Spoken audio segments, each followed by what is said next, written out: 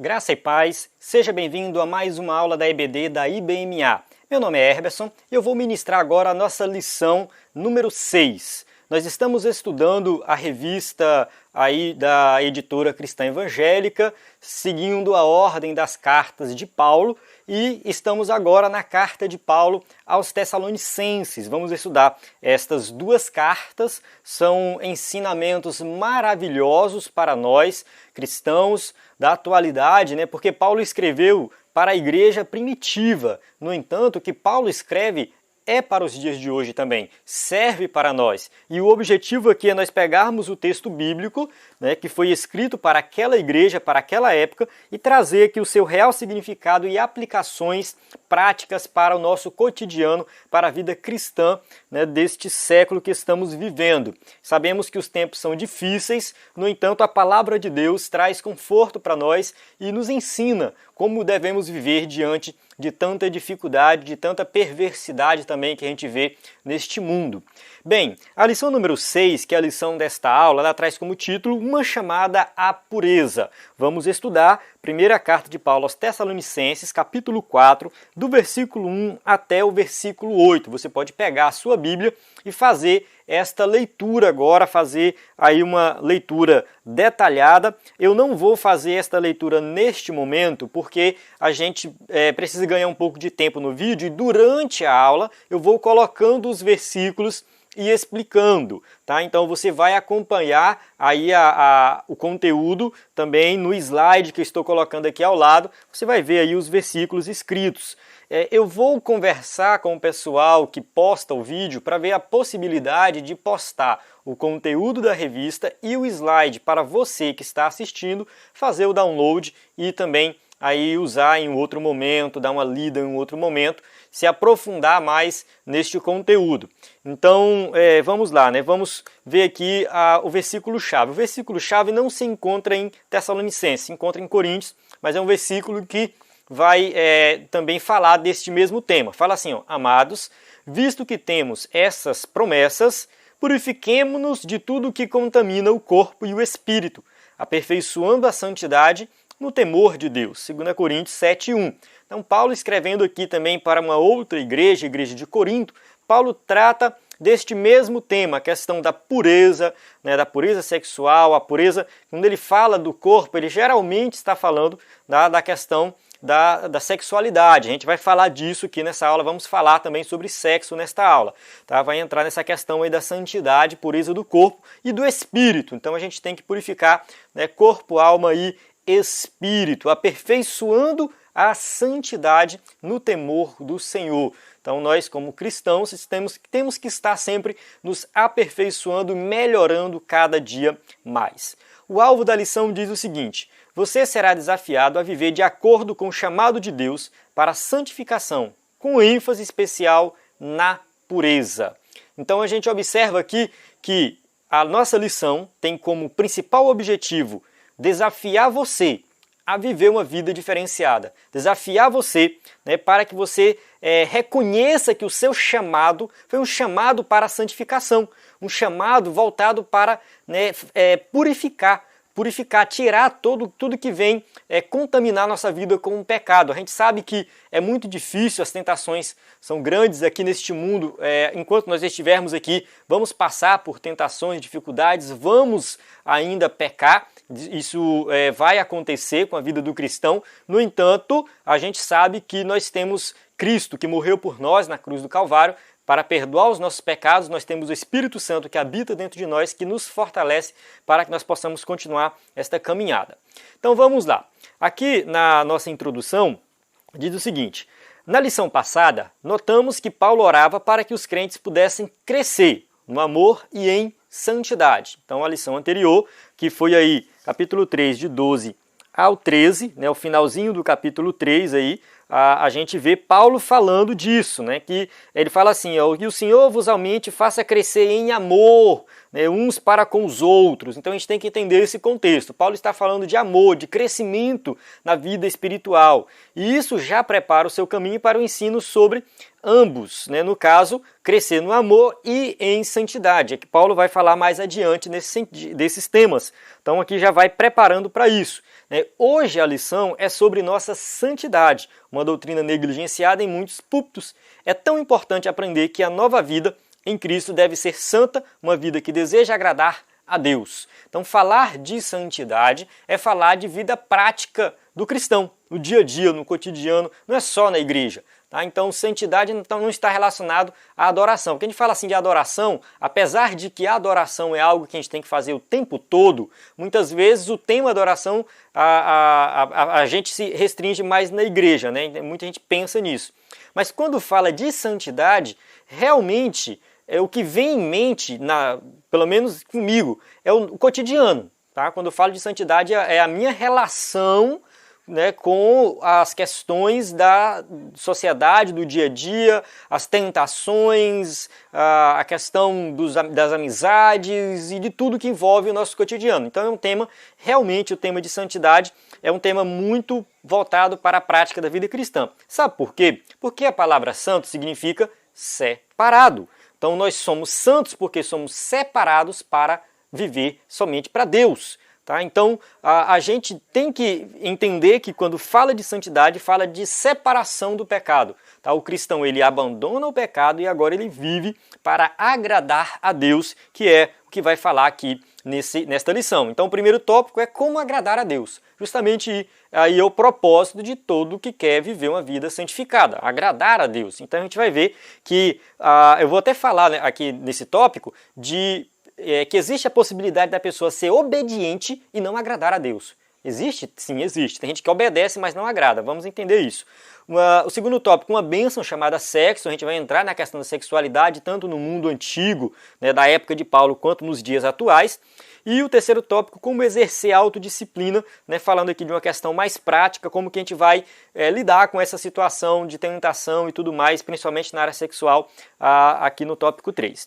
Então vamos lá. Primeiro tópico, como agradar a Deus, o versículo 1 e 2 do capítulo 4. Fala assim, ó: quanto ao mais, irmãos, já os instruímos acerca de como viver a fim de agradar a Deus.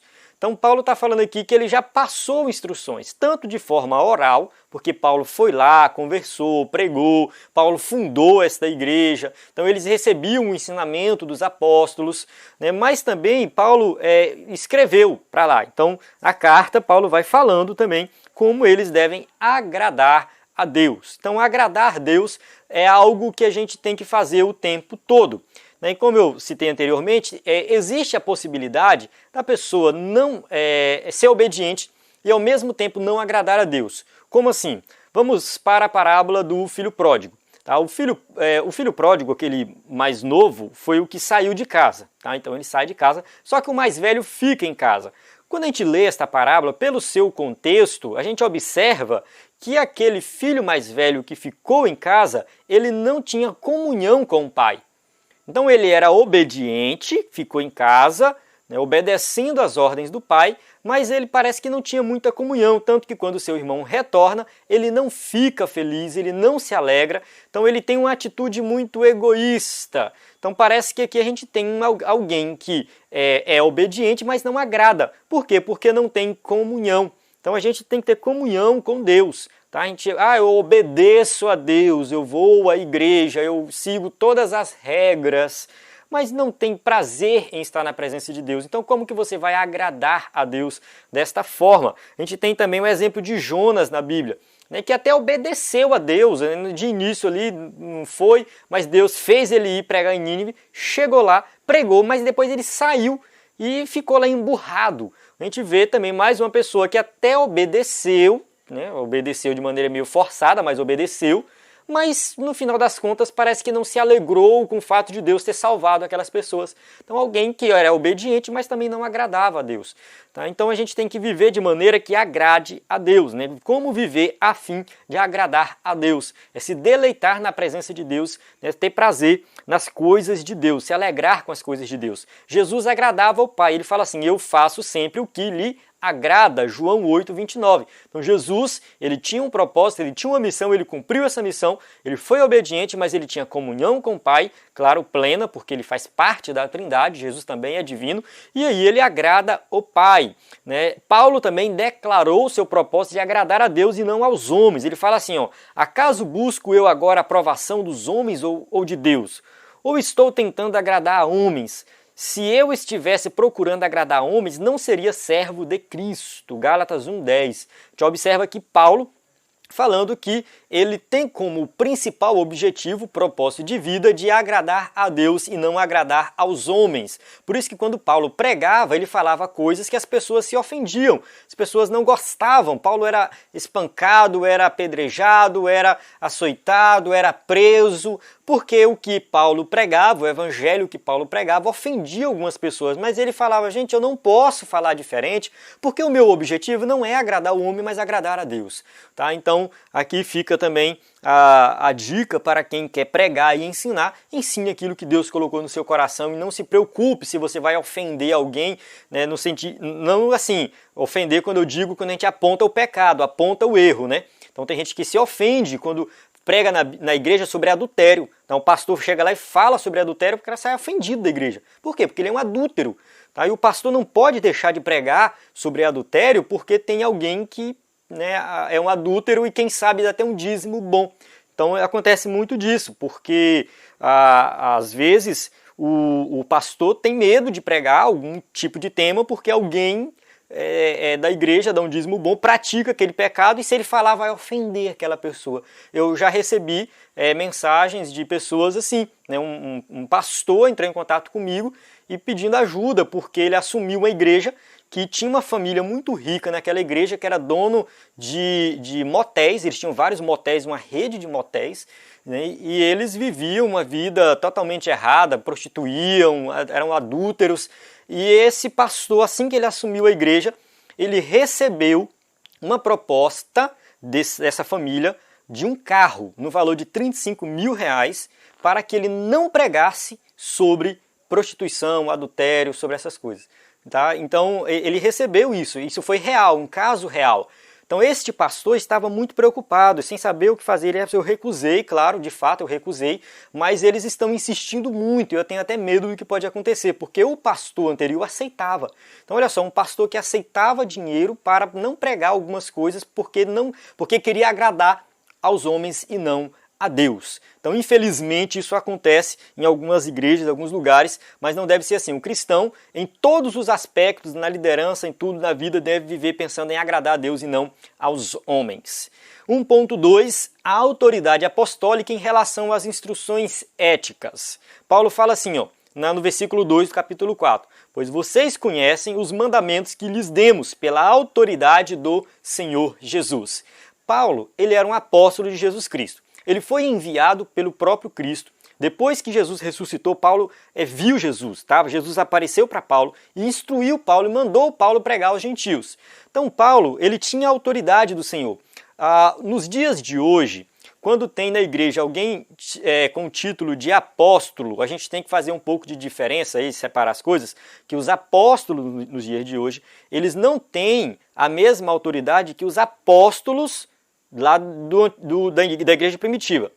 Por quê? Porque os apóstolos da igreja primitiva, como Paulo, Pedro, João, eles ouviram diretamente de Jesus e o que Paulo escreveu, né, o que está escrito aqui, que Paulo trouxe para nós, foi inspirado pelo Espírito Santo. Então esta autoridade de escrever exatamente a palavra de Deus, somente os apóstolos da igreja primitiva, né? Os apóstolos da atualidade, eles não têm a autoridade mesmo de Paulo de escrever algo e falar assim, isso é inspirado pelo Espírito Santo. Tá? Eles são apóstolos que enviados para abrir uma igreja, comandar uma igreja e ali transmitir o que já foi escrito, mas não trazer nada novo. Tá? Então a gente tem que ter ver essa diferença aí, tá? Porque Paulo, realmente o que ele escreveu foi inspirado pelo Espírito Santo. Não é que os apóstolos de hoje não têm autoridade espiritual. Tem sim autoridade espiritual, mas eles não têm autoridade como Paulo tinha de escrever algo diretamente de Cristo. Tá? Então, Paulo está colocando aqui a sua autoridade apostólica para falar o que eu estou escrevendo e falando para vocês tem fundamento e eu ouvi diretamente de Cristo. Paulo fala isso em outros momentos, principalmente aos Gálatas. Ele vai dizer que recebeu o evangelho diretamente de Cristo e não, né, de homens. Então, quando Paulo estava pregando ou ensinando, ele falava com a mesma autoridade divina. Então é por isso que a gente lê esta palavra e vive esta palavra, porque a autoridade divina está nela. Vamos para o segundo tópico, uma bênção chamada sexo. Vamos lá, 2.1. O sexo no contexto do primeiro século. O versículo 3 do capítulo 4, Paulo fala assim, ó, a vontade de Deus é que vocês sejam santificados. Abstenham-se da imoralidade sexual. Tá, Paulo ele vai aqui fazer uma aplicação prática de tudo que ele falou. Ele falou de amor, ele falou de santidade, ele falou de agradar a Deus, e agora ele vai falar de algo prático. Olha só, como que vocês vão refletir isso na prática? Abstendo-se, começa por aí, abstendo-se da imoralidade sexual. Paulo começa falando da imoralidade sexual, pois era algo muito comum no Império Romano. Aquela sociedade era uma sociedade muito corrompida, era muito corrompida.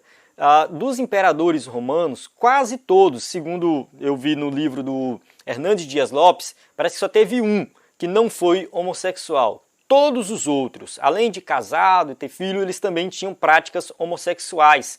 Não era muito comum naquela época. A pornografia da época não acontecia como nos dias de hoje, não tinha a tecnologia de hoje, mas ela acontecia meio que na rua mesmo.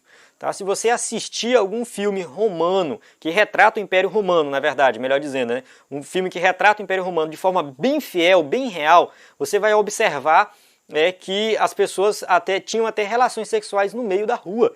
Então realmente era algo muito pervertido, a sociedade era pervertida em relação a isso. Em Corinto estava erguido o templo a Afrodite, deusa do sexo e da beleza.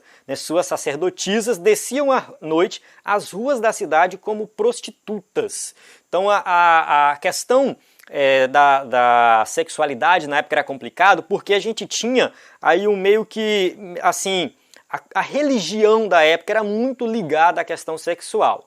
Tá? Então os cultos nos templos dos deuses envolviam muitas vezes orgias, bebedeiras e tudo mais.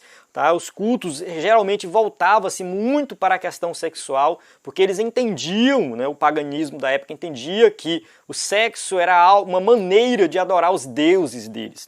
Tá? A prostituição realmente era vinculada à religião. Tinha também os gnósticos, um pensamento da época que inclusive invadiu a igreja, que dizia que o corpo é mau, né, o corpo é matéria, não vale de nada, e o espírito que é bom. Então, se o corpo não vale de nada, eu posso usar do jeito que eu quiser. Então, eles incentivavam também a imoralidade, porque, segundo eles, o corpo não tinha validade. E também era um costume da época. A imoralidade sexual era muito meio que assim normal. Né?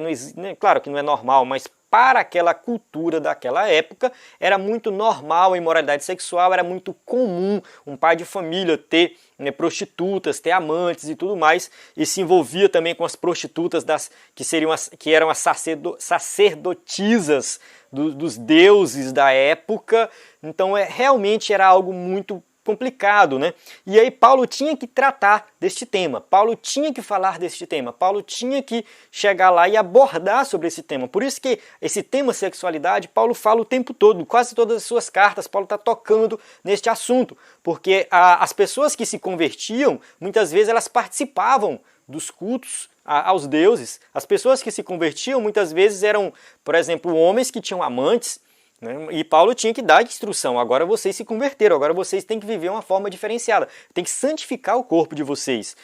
Nos nossos dias, não é diferente. As práticas sexuais são vistas no cinema, na TV, na internet, em revistas, enfim, está muito fácil hoje acessar todo tipo de imoralidade sexual. é muito comum isso acontecer na nossa sociedade e a mídia, ela divulga isso como algo normal. A novela, os filmes, as séries, os livros, eles divulgam a questão da imoralidade sexual como sendo algo normal. Eu li um livro um tempo atrás, uma amiga minha me emprestou, eu gosto muito de ler, né? Tenho aqui alguns livros, eu leio não somente livros teológicos, mas eu gosto de ler também ficção, romances, enfim, outros livros, e uma amiga minha me emprestou um livro onde, né, o livro tinha um título assim que não remetia a nada imoral.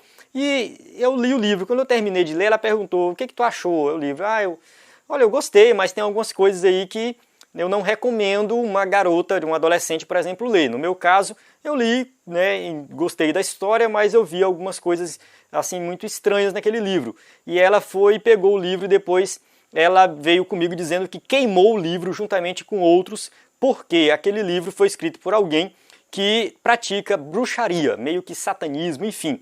E aí eu fui pensar e refletir sobre este livro. Então este livro, por exemplo, tem uma mulher, né, uma das cenas do livro, nos capítulos lá, uma mulher que ela trai o marido e depois ela se sente melhor, o casamento dela melhora, pelo fato dela ter traído o seu marido. Então ela cometeu um adultério e o casamento dela melhorou.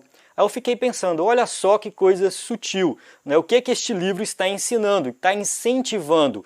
Então a gente pensa que é só novela, filme, série que traz esse tipo de coisa. Não, isso está na literatura também. Então a gente tem que saber filtrar, né? O cristão ele tem que saber filtrar tudo que ele vai ler, ele vai estudar. E isso foi só um exemplo que eu dei do livro. Tinha outras coisas lá que nem convém falar aqui. Então eu posso dizer que essa questão da imoralidade sexual também invadiu a nossa sociedade de forma muito parecida com o que acontecia na época que Paulo escreveu esta carta. Tá? Então, isso não é novidade, a gente não pode pensar assim, isso é algo novo. Não, sempre existiu, porque isso é problema do pecado. Os jovens, os adolescentes são os mais atacados, né? Hoje em dia, realmente eles estão expostos à sexualidade de uma forma muito explícita, né? E aí, uma pesquisa que eu vi fala assim, a cada 10 jovens cristãos, hoje 7 não são mais virgens. Isso pesquisa realizada com jovens cristãos que foram criados na igreja.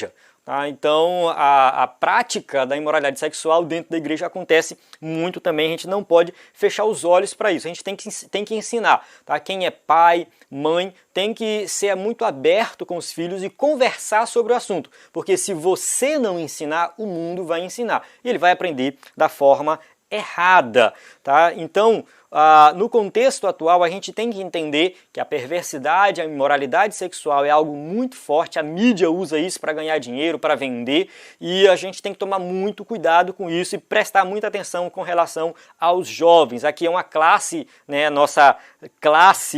nossa aula que é voltada para os adultos, né, mas no caso aqui a responsabilidade dos adultos é ensinar os jovens o correto sobre a questão sexual. Como cristãos, reconhecemos que o sexo é um bom presente daquele que criou o homem e a mulher e disse, sede fecundos, multiplicai-vos. Gênesis 1, 28. Se você observar, esta passagem aqui, que Deus está mandando eles multiplicar, ser fecundos e multiplicar, foi antes da queda. Então, antes da queda, Deus já tinha criado o sexo. O sexo não foi algo que veio depois do pecado. Tem gente que chega a dizer que o pecado de Adão e Eva foi a prática sexual. Isso está errado, isso não está na Bíblia. Tá? O que a Bíblia ensina é que antes da queda, Adão e Eva poderiam sim fazer sexo, e eu acredito que eles fizeram. Tá? Então, vou falar de forma aberta que Adão e Eva transaram antes de cair, de pecar. Tá? Então isso tem que ficar bem claro, isso dizer que o sexo em si foi o fruto, foi o pecado, isso é uma heresia. Então eles realmente praticaram sexo antes da queda, porque Deus mandou eles multiplicar. A Bíblia não diz se eles tiveram filhos, tá? Não diz. se eles tiveram filhos. Eu entendo que não tiveram filhos, os filhos vieram após a queda. No entanto, a gente observa aqui que Deus criou o sexo logo de início. Então é uma bênção de Deus. O sexo em si não é algo ruim, não é algo pecaminoso, não é algo vergonhoso, mas é algo bom que Deus criou e deu para o homem para ser usado da forma correta. Acontece que por causa da queda, o ato sexual tem sido corrompido. Então a gente tem observado aí adultério, fornicação, prostituição, tudo, né, homossexualismo, dentre outras coisas, outros pecados que giram em torno dessa questão sexual. Então o sexo foi feito por Deus para ser usado da forma correta. Não é só para a procriação, como alguns dizem por aí. Tem a questão da procriação, mas tem a questão também da demonstração de amor do casal, no sentido também assim, a palavra certa não seria divertir, mas é nesse sentido também, né? O sexo tem essa questão também do prazer, tá? Deus deu o sexo para o homem para procriar, mas também para que ele sinta prazer, tá? Ele se envolva de forma mais profunda, né? O casal possa se envolver de forma mais profunda, ter uma comunhão, enfim.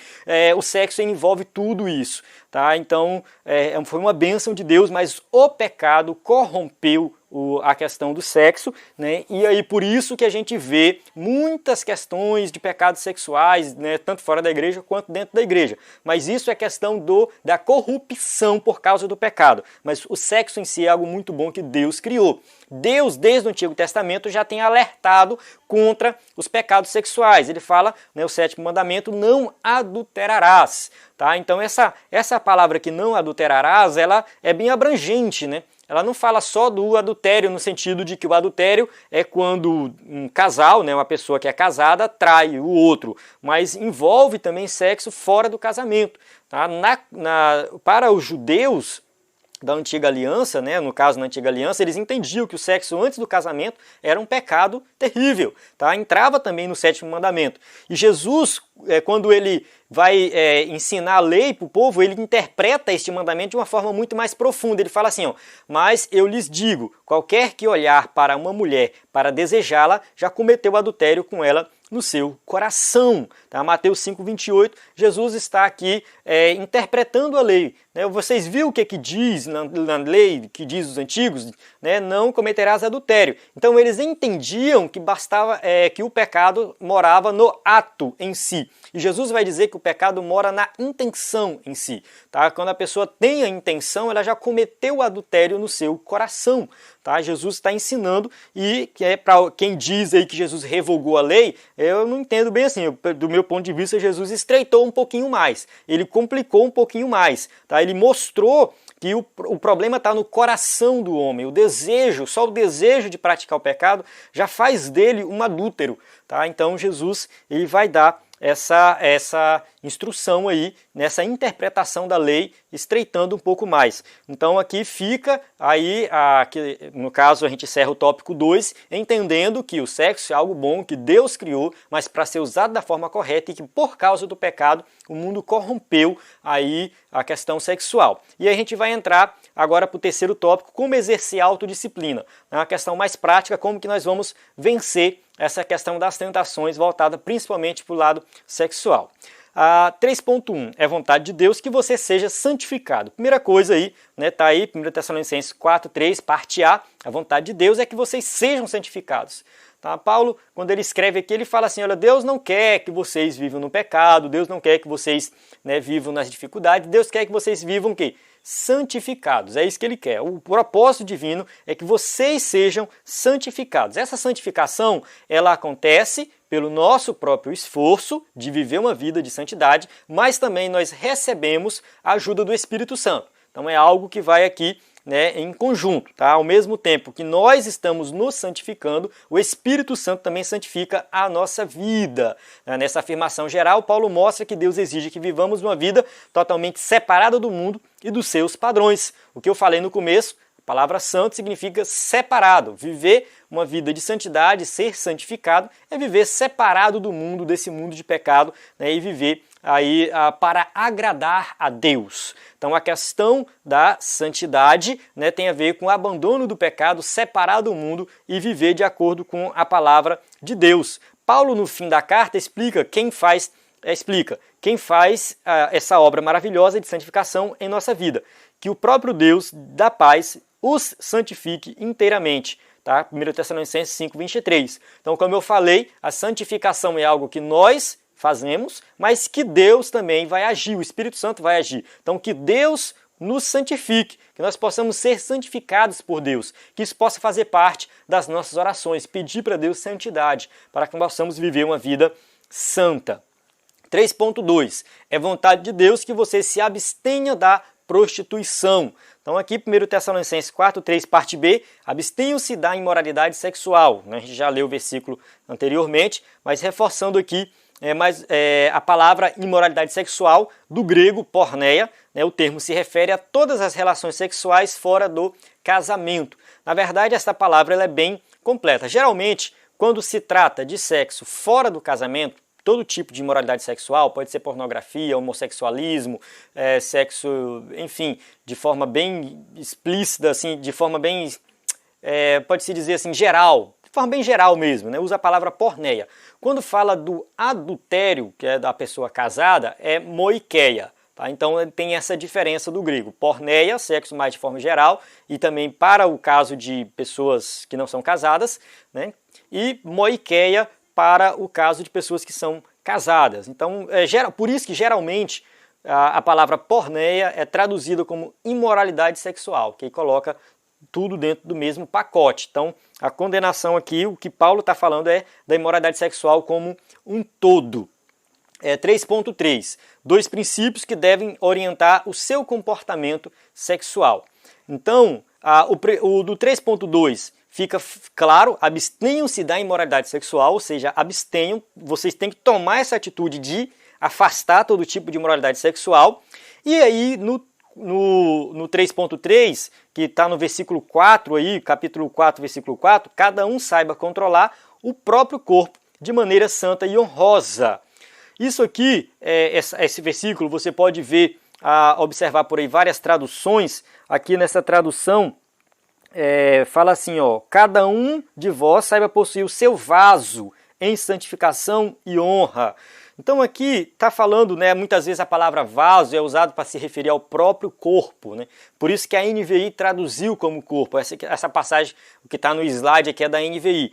Aqui a outra tradução é a Almeida, acho que é atualizada, que está falando de vaso. Mas se refere ao quê? A gente tem que saber controlar o nosso corpo, a nossa parte mesmo do corpo. Quando ele fala corpo, ele está falando de corpo mesmo, tá? De maneira santa e honrosa. Eu tenho que honrar o meu corpo. Isso aqui de vários aspectos, mas como a gente está estudando aqui essa questão sexual, Paulo está falando justamente, vocês têm que abster-se de tudo que quanto é imoralidade sexual. Paulo está trazendo essa instrução. Uma coisa interessante é que Paulo enfatiza aqui que o contexto do casamento é entre um homem e uma mulher, tá? Se você for observar, Paulo está falando disso, tá? Que o homem e a mulher que é a vontade de Deus. Então Paulo ele coloca aqui que Deus fez o sexo para ser praticado entre um homem e uma mulher dentro do contexto do casamento. O casamento heterossexual monogâmico, não é poligamia também. A poligamia aconteceu na antiga aliança, mas enfim, nunca foi a vontade de Deus, e agora Deus Paulo vai colocar aqui mostrando a vontade de Deus dentro do casamento, que o casamento é entre um homem e uma mulher, somente um homem e uma mulher, e dentro do casamento eles têm sim toda a liberdade sexual. Mesmo dentro do casamento, as relações sexuais devem seguir o padrão divino. A gente tem que entender que o sexo é para o casal desfrutar, de forma unida. Não é para satisfazer simplesmente o desejo do outro. Então tem casais que somente um quer impor e quer fazer aquilo que ele quer da forma que ele quer. E muitas vezes acontece agressão, crueldade e até estupro dentro do casamento. Estupro dentro do casamento, acontece isso? Sim, acontece. Eu peguei uma reportagem aqui na internet que diz assim, sexo sem consentimento no casamento. Tudo depois do não da mulher é estupro.